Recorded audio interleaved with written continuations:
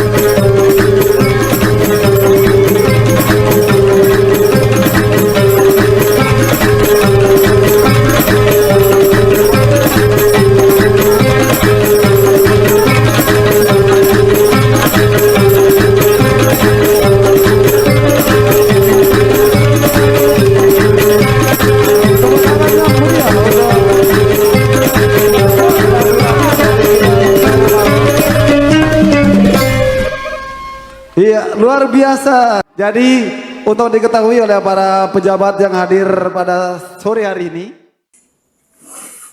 Demikian tadi pertunjukan tari kreasi tajuk Pari Pair Bumi Gora.